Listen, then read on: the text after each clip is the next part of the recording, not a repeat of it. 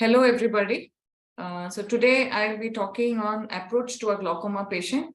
So I will be touching upon the basics of history taking and diagnosing glaucoma. So glaucoma, there is no definite definition, and most glaucoma groups, they define glaucoma as chronic progressive optic neuropathy with reproducible and irreversible field defects. However, the common denominator in the most of the definitions is optic neuropathy, and intraocular pressure is most frequent causative risk factor.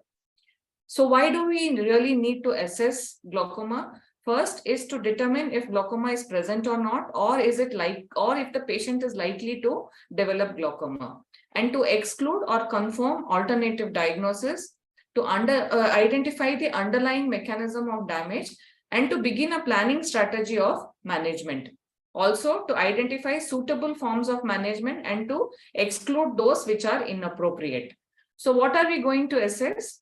The history, the clinical examination, and the diagnostic investigations. So coming to the history, history taking should be elaborate in glaucoma. It is not just about a decreased vision in the patient.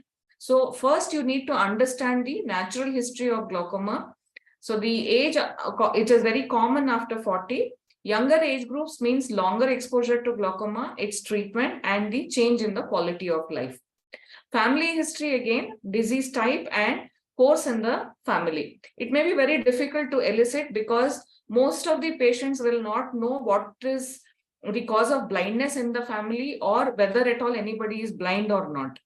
Past ophthalmic history like previous trauma, previous eye surgery, previous lasers, anti-glaucoma medications, and steroid use become extremely important in planning your glaucoma medical or surgical strategies. And the use of spectacles. As we know, high minus or high plus glasses like high myopes or high hypermetropes are prone for glaucoma. Also, we should ask about lifestyle, and we have to calculate the life expectancy, what kind of exercises the patient is doing, water intake, alcohol, and drug abuse. So coming to the symptoms of glaucoma, what are the visual symptoms of glaucoma? Patient may complain of some visual blurring or some kind of discomfort, which may be totally unrelated to the vision or whatever the patient is telling. It could be due to angle closure, glare and halos around the light, headache off and on, eye pain off and on, poor light or dark adaptation, difficulty in tracking fast-moving objects like tennis ball or news scroll on TV, and frequent change in presbyopic glasses. So coming to the systemic history, what has to be taken is in coming to the respiratory system, you have to take the history of asthma, COPD, hyperresponsive airways, and the history of steroid use. So what is the impact on glaucoma treatment? It limits the use of topical beta blockers. In cardiovascular system, you have to ask about cardiac arrhythmias and hypertension. The impact on glaucoma management is that it precludes the use of beta blockers. Over-treatment of hypertension causes increased risk of glaucoma, and systemic beta blockers mask the elevated IOP. Hence, you may be diagnosing it wrong. The vasospastic episodes of migraine or Raynaud's syndrome, they increase the incidence of normal tension glaucoma. These patients usually need additional treatment to prevent vasospasm. In diabetic patients, there is an increased risk of POAG and complications of diabetic retinopathy leading to complicated glaucomas. The impact on glaucoma management is that beta blockers, they mask the hypoglycemia. So the symptoms of hypoglycemia may not be there, which needs to be explained to the patient. In thyroid eye diseases, the change in glycosaminoglycans causing raised IOP, and the impact on glaucoma management is they may not be very responsive to beta blockers. In CNS, any previous trauma or surgery, the patient may have difficulty in comprehending instructions for doing a HFA, or even understanding what the drops have to be used and how they have to be used. In arthritic diseases, long-term steroids are used. Now, of course, lot of immunomodulators have come into play, but still in many patients, long-term steroids are used. So there could be musculoskeletal abnormality leading to loss of dexterity, and the patient may not be able to use the drops properly. In urogenital system, you should ask the history of kidney stones, which may limit the use of carbonic anhydrase emitters. And of course, pregnancy and lactation, whether it is present or if there is a possible pregnancy, renders all interventions potentially hazardous. Coming to the ocular history, you should look for allergic conjunctivitis. The risk factors is it precludes the use of alpha agonists, which may cause allergic conjunctivitis, and we need to judiciously use prostaglandin analogs and Rho kinase inhibitors. Dry eyes, they cause poor meibomian cell and goblet cell function. So these patients could be intolerant to AGMs and preservative-related issues. Inflammatory glaucomas can be because of various causes, and they preclude the use of prostaglandin analogs and cholinomimetics. Endotheliopathy due to various causes precludes the use of carbonic anhydrase inhibitors, and in these cases, Rho kinase inhibitors are probably better. Steroid abuse, there is a chance of missing the diagnosis, especially in burnout cases. Coming to the examination, you need appropriate equipment, sufficient training in techniques, accurate and reliable recording of findings. So the minimal acceptable resources which you need is a slit lamp, an indirect lens between 60 to 90 diopters, gonioscope which allows indentation with good training in manipulative gonioscopy, and Goldman type applanation tonometer. NCT and tonopens usually reserved for patients who cannot get to the slit lamp, and a basic minimum is an automated perimeter to do the visual fields. So the initial examination shall begin with the torchlight examination, where you check the alignment of the eyes, the pupillary examination for the presence of RAPD, and the iris shadow test to assess the peripheral chamber depth. In the slit lamp examination, you would do a skin and adnexal examination, conjunctival examination, looking at the clarity of the cornea, assessment of the anterior chamber depth, pupillary signs, and the lens status. So coming to the skin and adnexa, you should not miss signs like a port wine stain like this, or the neurofibromatous lesions on the skin. Conjunctival examination, you should look for corkscrew vessels on the sclera. You can look for the ciliary congestion, which may mean that there is uveitis or iritis. You should always elevate the lid and see if there is a bleb. There could be subconjunctival silicone oil deposits, which may mean that the patient has undergone a vitreoretinal surgery. Most of the patients don't know the nature of the surgery they have undergone. And of course, you should look for other abnormalities like this if this is a nevus of aorta. Corneal examination, you should look for corneal edema, Krukenberg spindle, keretic precipitates, and once you diagnose it as keretic precipitates, you should look at the color, size, and distribution of the keretic precipitates. Coming to the von Erichs grading, the angle may close if the illuminated peripheral anterior chamber is less than 25% of the corneal thickness. So you need to do the von Erichs grading, wherein the peripheral thickness of the cornea is equal to the depth of the anterior chamber, which is an open angle. So this is useful when the gonioscopic view is hazy, when there is corneal edema or scarring. It is only an estimate of angle depth. Pre-dilatation evaluation with von Erichs can be done when a gonio lens is not available, but it largely misses out on clinically significant signs. And von Erichs technique is not a substitute for gonioscopy. So coming to the examination of iris and pupil, you should look at the pupillary rough for any prominences.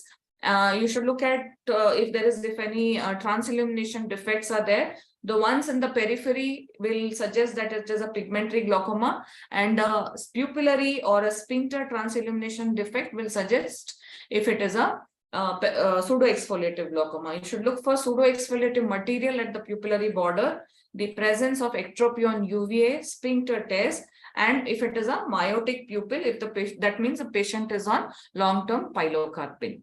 You should also look for signs of iris atrophy, patches like this, glaucom flecken. So these could mean that the patient has had an acute congestive glaucoma.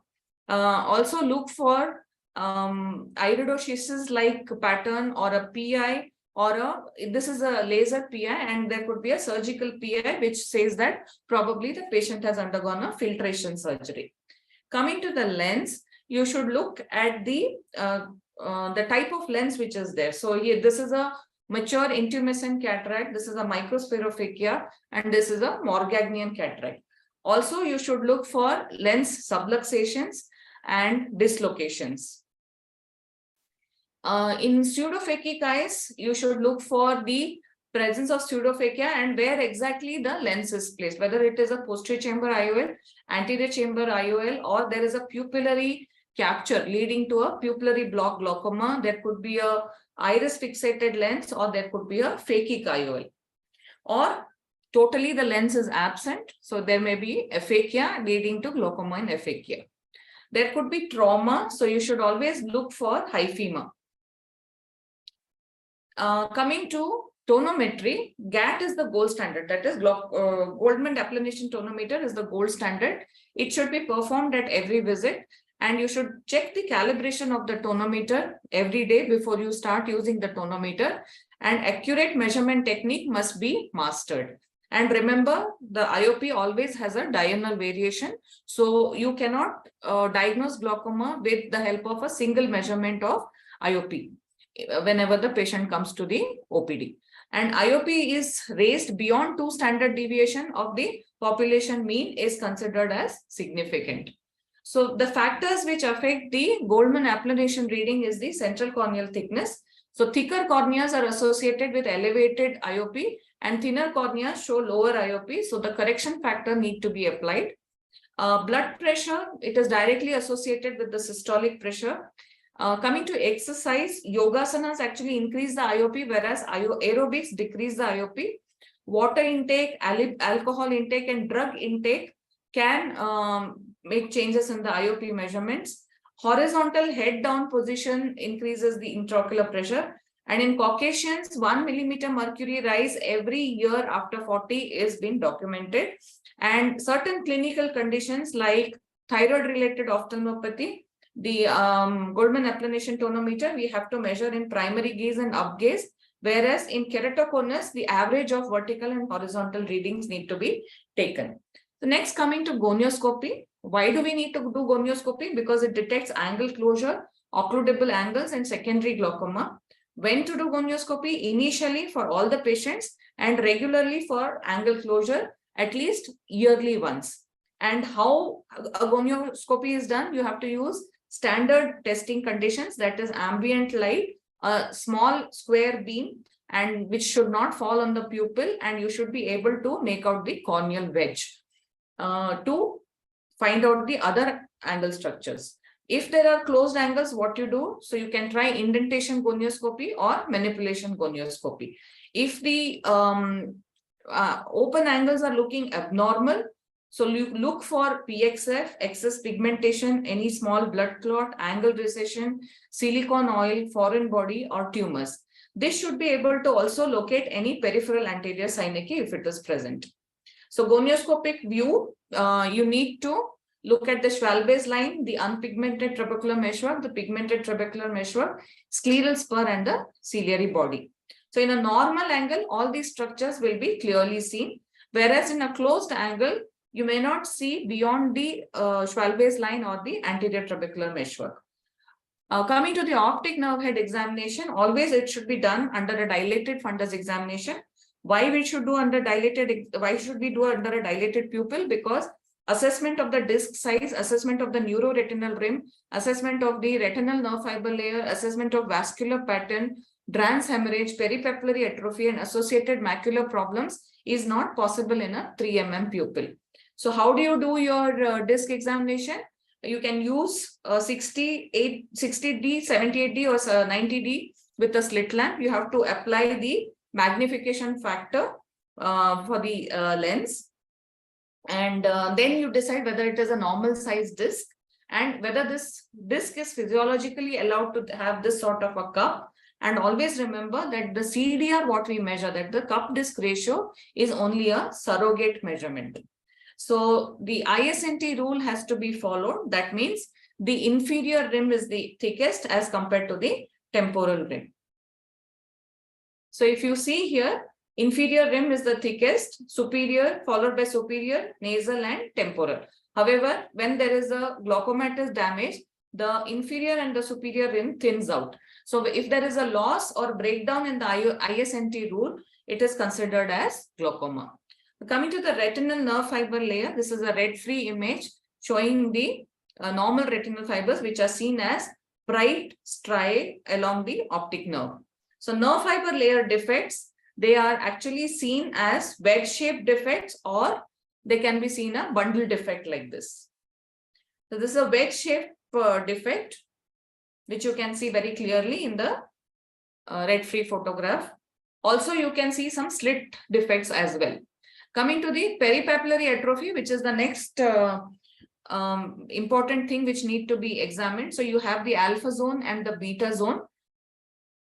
So in open angle glaucoma, the zone beta occurs more often. Zone sizes, they correlate with the severity of the optic nerve head damage, and the zone increases with glaucoma progression. In normal tension glaucoma, the peripapillary atrophy is more common. Disc hemorrhages, peripapillary atrophy is very commonly associated with a disc hemorrhage. And you also have to remember the differential diagnosis, which could be due to senile aging or myopial scleral crescent or even a tilted optic disc.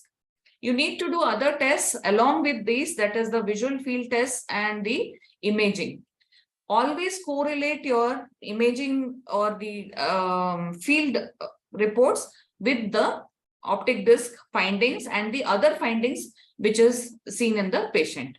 So if you see this actually looks like a superior arcuate scotoma, but if you go back and look at the fundus, this is actually a optic disc coloboma.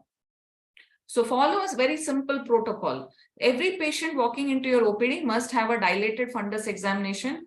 Press biopsies always need dilatation. Though glaucoma is not very common, you need to have a very high degree of suspicion.